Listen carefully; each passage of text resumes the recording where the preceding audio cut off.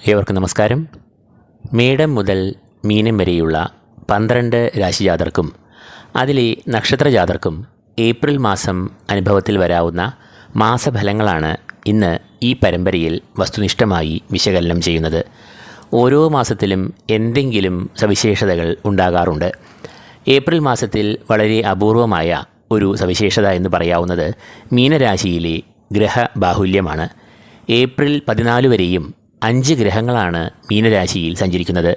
സൂര്യൻ, ബുധൻ, ശുക്രൻ, ശനി, രാഹു എന്നിവയാണ് ആ 5 ഗ്രഹങ്ങൾ. തുടർന്ന് ഏപ്രിൽ 14 തീയതി മുതൽ സൂര്യൻ മേടത്തിൽ പ്രവേശിക്കുന്നു. തുടർന്ന് 4 ഗ്രഹങ്ങളാണ് മീനരാശിയിൽ സഞ്ചരിക്കുക. രണ്ടാമത്തെ സവിശേഷത എന്നത് മാർച്ച് മാസം ഒടുവിൽ, അതായത് 29 തീയതി കുംഭരാശിയിൽ നിന്നും മീനത്തിലേക്ക് പ്രവേശിച്ച ശനി ഈ മാസം മുതൽ പലർക്കും അനുഗ്രഹങ്ങൾ നൽകുന്നു. എന്നാൽ ആ രംഗപ്രവേശം ചിലർക്ക് പ്രതികൂലമായും ഭവിക്കുന്നു. മൂന്നാമത്തെ സവിശേഷത, സൂര്യൻ ഏപ്രിൽ 14 തീയതി മുതൽ വളരെ ബലവാനായി തൻ്റെ ഉച്ചരാശിയായ മേടത്തിൽ സഞ്ചരിക്കുന്നു എന്നതാണ്. നാലാമതായി ചൊവ്വ ഈ മാസം 3 തീയതി മുതൽ നീചരാശിയായ കർക്കിടകത്തിൽ സഞ്ചരിക്കുന്നു. തുടർന്ന് 60 അധികം ദിവസങ്ങൾ ചൊവ്വ ഈ നീചരാശിയിൽ സഞ്ചാരം തുടരുകയും ചെയ്യുന്നു. ചൊവ്വയുടെ ഈ നീചരാശിയിലുള്ള സഞ്ചാരം ചിലർക്ക് ദുരിതങ്ങളെ കൂടിയ അളവിൽ നൽകാവുന്നതാണ്. അപ്പോൾ ഏപ്രിൽ മാസം ഗ്രഹങ്ങളുടെ സഞ്ചാരം നമുക്ക് ഓരോന്നായി പരിശോധിക്കാം. സൂര്യൻ ഏപ്രിൽ 13 വരെയും മീനത്തിലും തുടർന്ന് ഏപ്രിൽ 14 തീയതി മുതൽ ഉച്ചരാശിയായ മേടത്തിലും സഞ്ചരിക്കുന്നു. ചൊവ്വ ഏപ്രിൽ 2 തീയതി വരെയും മിഥുനത്തിലും തുടർന്ന് 3 തീയതി മുതൽ നീചരാശിയായ കർക്കിടകത്തിലും സഞ്ചരിക്കുന്നു. ബുധൻ ഏപ്രിൽ മാസം മുഴുവനും മീനരാശിയിൽ സഞ്ചരിക്കുന്നു. വ്യാഴം ഇടവരാശിയിൽ തൻ്റെ സഞ്ചാരം തുടരുന്നു. മെയ് 14 തീയതി മുതൽ വ്യാഴം മിഥുനക്കൂറിലേക്ക് മാറുന്നു എന്ന് അറിയുക. സർവീശ്വരകാരകനായ വ്യാഴത്തിൻ്റെ ഈ മാറ്റവും പല രാശികൾക്കും സൗഭാഗ്യവും അതേസമയം ചില രാശിക്കാർക്ക് ദോഷകരമായും ഭവിക്കാം. അതേക്കുറിച്ച് വിശദമായ വീഡിയോ ഈ ചാനൽ മാന്യപ്രേക്ഷകരുമായി ഉടൻ തന്നെ പങ്കുവയ്ക്കുന്നതാണ്. ശുക്രൻ ഏപ്രിൽ മാസം മുഴുവനും തൻ്റെ ഉച്ചരാശിയായ മീനത്തിൽ പ്രബലനായി സഞ്ചരിക്കുന്നു. ശനി ഈ മാസം തൊട്ട് വ്യാഴക്ഷേത്രമായ മീനത്തിൽ സഞ്ചരിക്കുവാൻ തുടങ്ങുന്നു. രാഹുകേതുക്കൾ യഥാക്രമം മീനരാശിയിലും കന്നിരാശിയിലുമായി തങ്ങളുടെ സഞ്ചാരം തുടരുന്നു. അപ്പോൾ മേൽപ്പറഞ്ഞ ഗ്രഹങ്ങളുടെ സഞ്ചാരഫലമായി തുലാക്കൂറുകാരുടെ ഏപ്രിൽ മാസത്തെ ഫലങ്ങൾ ഇന്ന് നമുക്ക് വിശകലനം ചെയ്യാം. ചിത്തിര 2ാം പകുതി, ചോതി, വിശാഖം 3/4 എന്നീ നക്ഷത്രങ്ങളാണ് ഈ കൂറിൽ വരുന്നത്. സൂര്യൻ ഈ കൂറുകാരുടെ 6, 7 എന്നീ ഭാവങ്ങളിൽ കൂടിയാകും ഈ മാസം സഞ്ചരിക്കുക. 6ാം ഭാവം എന്നത് സൂര്യൻ്റെ ഇഷ്ടഭാവം ആണെങ്കിൽ 7 എന്നത് അനിഷ്ടഭാവം ആകുന്നു. സൂര്യൻ ഇഷ്ടഭാവമായ 6ാം ഭാവത്തിലൂടെ സഞ്ചരിക്കുമ്പോൾ പോരാട്ട ഗുണം, ആത്മവിശ്വാസം, ഊർജ്ജസ്വലത എന്നിവയെ എല്ലാം നൽകുന്നു. അതുകൊണ്ട് തന്നെ ഈ കൂറുകാർക്ക് സർവ്വകാര്യ വിജയം, മത്സര പരീക്ഷകളിൽ മുന്നേറ്റം, ശത്രുനാശം എന്നിവ ഉണ്ടാകും. ഔദ്യോഗിക മേഖലയിലും സമൂഹത്തിലും എല്ലാം സൂര്യൻ ഇവർക്ക് നായകത്വം, ജനസമ്മിതി, അംഗീകാരം എന്നിവയെ നൽകും. കൂടാതെ ശാരീരികമായ ഓജസ്സും മാനസികമായ സന്തോഷവും ഇവർക്ക് ഇക്കാലത്ത് വന്നുചേരും. എന്നാൽ 14 തീയതി മുതൽ കളത്രഭാവം എന്ന് അറിയപ്പെടുന്ന 7ാം ഭാവത്തിലൂടെ സൂര്യൻ സഞ്ചരിക്കുമ്പോൾ അത് അനിഷ്ടഫലങ്ങളെ നൽകാം. കാരണം 7ൽ കൂടി സൂര്യൻ സഞ്ചരിക്കുമ്പോൾ അത് ദോഷകരമായ ഫലങ്ങളെയാണ് പൊതുവെ നൽകുക. പ്രധാനമായും ശാരീരികമായ ക്ലേശങ്ങൾ, രോഗദുരിതങ്ങൾ, ടെൻഷൻ എന്നിവയെ ഉണ്ടാക്കാം. കൂടാതെ ജീവിത പങ്കാളിക്ക് രോഗാരിഷ്ടതകൾ, ജീവിത പങ്കാളിയുമായി ചെറിയ അസ്വാരസ്യങ്ങൾ എന്നിവയ്ക്കും 7ലെ സൂര്യൻ കാരണം ആകാം. അടുത്തതായി ഈ കൂറുകാരുടെ രാശ്യാധിപനായ ശുക്രൻ ഈ മാസം ഈ കൂറുകാരുടെ 6ാം ഭാവത്തിൽ കൂടി സഞ്ചരിക്കുന്നു. പൊതുവെ 6ലെ ശുക്രൻ്റെ സഞ്ചാരം ശത്രുദോഷം, കടങ്ങൾ, സാമ്പത്തികമായ പ്രതിസന്ധികൾ, ധനനാശം, ശാരീരികമായ ക്ലേശങ്ങൾ എന്നിങ്ങനെയുള്ള ദോഷകരമായ അനുഭവങ്ങളെയാണ് നൽകാറ്. എന്നാൽ ഉച്ചനായ ശുക്രൻ 6ൽ സഞ്ചരിക്കുന്നു എന്നത് വിപരീതമായ അനുഭവങ്ങളെ നൽകുന്നു. തൽഫലമായി ഈ കൂറുകാർക്ക് മത്സരവീര്യം, ഊർജ്ജസ്വലത, പോരാട്ടഗുണം എന്നിവയെ ശുക്രൻ പ്രദാനം ചെയ്യും.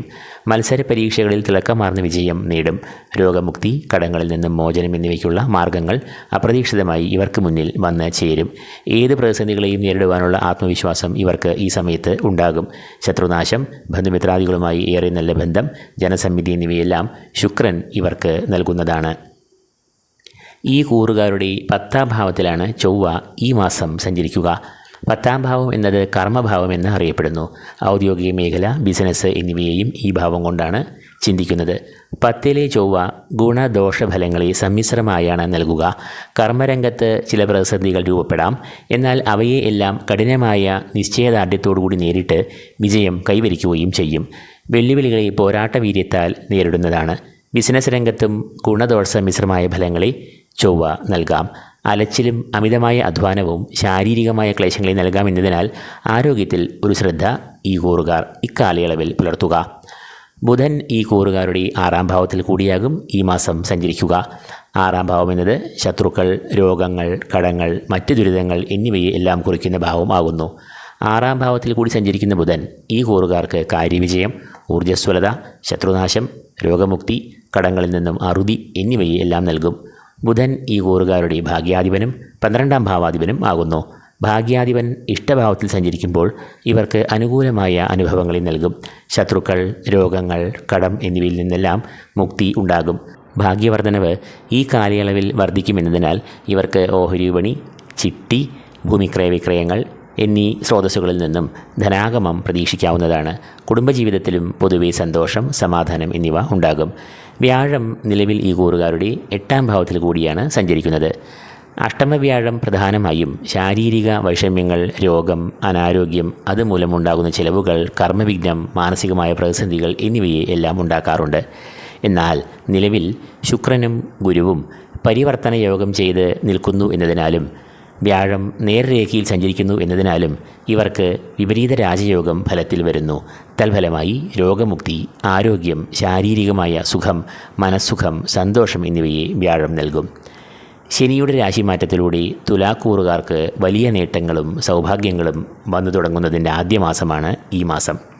അതായത് മാർച്ച് മാസം 28-ന് നടന്ന ശനിയുടെ രാശിമാറ്റത്തിലൂടെ ഈ കൂറുകാരുടെ 6-ാം ഭാവത്തിലേക്കാണ് ശനി പ്രവേശിച്ചിരിക്കുന്നത്. 6-ാം ഭാവം എന്നത് രോഗം, ശത്രുക്കൾ, ചെലവുകൾ, പാഴായ യാത്രകൾ, അലച്ചിലുകൾ, ദുരിതങ്ങൾ, ശാരീരിക മാനസിക ക്ലേശങ്ങൾ എന്നിവയെ എല്ലാം കുറിക്കുന്ന ഭാവമാകുന്നു. എന്നാൽ ഈ 6-ാം ഭാവത്തിൽ കൂടി ശനി സഞ്ചരിക്കുമ്പോൾ അത് ശ്രേഷ്ഠമായ ഫലങ്ങളെ നൽകും. പ്രധാനമായും ശത്രുവിജയം നൽകും. ശത്രുക്കൾ എല്ലാം ഇക്കാലത്ത് നിഷ്പ്രഭർ ആകും. ശനി 6-ാം ഭാവത്തിൽ കൂടി സഞ്ചരിക്കുമ്പോൾ ഏത് പ്രതിസന്ധികളെയും നേരിട്ട് തോൽപ്പിക്കുവാനുള്ള ആത്മബലം ഇവർക്ക് ലഭിക്കും. കൂടാതെ ഏത് പ്രവർത്തികളിൽ ഏർപ്പെട്ടാലും അവയെല്ലാം വിജയത്തിലും ലക്ഷ്യത്തിലും എത്തിച്ചേരുകയും ചെയ്യും. ശനി എന്നത് തുലാക്കൂറുകാരുടെ 4-ാം ഭാവാധിപനും 5-ാം ഭാവാധിപനും ആകുന്നു. 4-ാം ഭാവാധിപൻ ഇഷ്ടഭാവത്തിൽ സഞ്ചരിക്കുമ്പോൾ കുടുംബസുഖം, കുടുംബാംഗങ്ങൾ തമ്മിൽ നല്ല ബന്ധം, ഐക്യം, ബന്ധുമിത്രാദികളുമായി സഹകരണം എന്നിവയെല്ലാം ഇക്കാലത്ത് ഉണ്ടാകും. കൂടാതെ ഈ കൂറുകാരുടെ 5-ാം ഭാവാധിപനും ശനിയാകയാൽ സന്താനഭാഗ്യം, സന്താനങ്ങൾക്ക് സൗഖ്യം, വിദ്യാപുരോഗതി, ഉദ്യോഗലബ്ധി, ശാരീരിക മാനസിക സുഖങ്ങൾ എന്നിവയെല്ലാം ശനി ഇവർക്ക് പ്രദാനം ചെയ്തു തുടങ്ങും. അപ്പോൾ തുലാക്കൂറുകാർക്ക് രാശാധിപനായ ശുക്രൻ, ബുധൻ, ശുക്ര ഗുരു പരിവർത്തന യോഗത്താൽ വ്യാഴം എന്നിവർ ശുഭദായകരായി ഈ മാസം സഞ്ചരിക്കുന്നു. എങ്കിലും എടുത്തു പറയേണ്ട നേട്ടമെന്നത് ഈ കൂറുകാർക്ക് ഈ മാസം മുതൽ അനുകൂലനായി ഭവിക്കുന്ന ശനിയുടെ സഞ്ചാരം തന്നെയാണ്. ശനി പ്രബലനായി നിൽക്കുന്നതിനാലും മറ്റു ഗ്രഹങ്ങളുടെ ആനുകൂല്യത്താലും തുലാക്കൂറുകാർക്ക് ഈ മാസം ഏറെ മികച്ച ഒരു ശ്രേഷ്ഠമായ മാസമായി ഭവിക്കുമെന്ന് തെളിയുന്നു. ഈ വീഡിയോ ഇവിടെ പൂർണ്ണമാകുന്നു. ഈ വീഡിയോ നിങ്ങൾക്ക് ഇഷ്ടമായെങ്കിൽ ലൈക്ക് ചെയ്യുക. കൂടാതെ ഈ ചാനൽ സബ്സ്ക്രൈബ് ചെയ്യാത്തവർ സബ്സ്ക്രൈബ് ചെയ്യുക. ഏവർക്കും ഈശ്വര കടാക്ഷങ്ങൾ നേർന്നുകൊണ്ട് നിർത്തുന്നു. നന്ദി, നമസ്കാരം.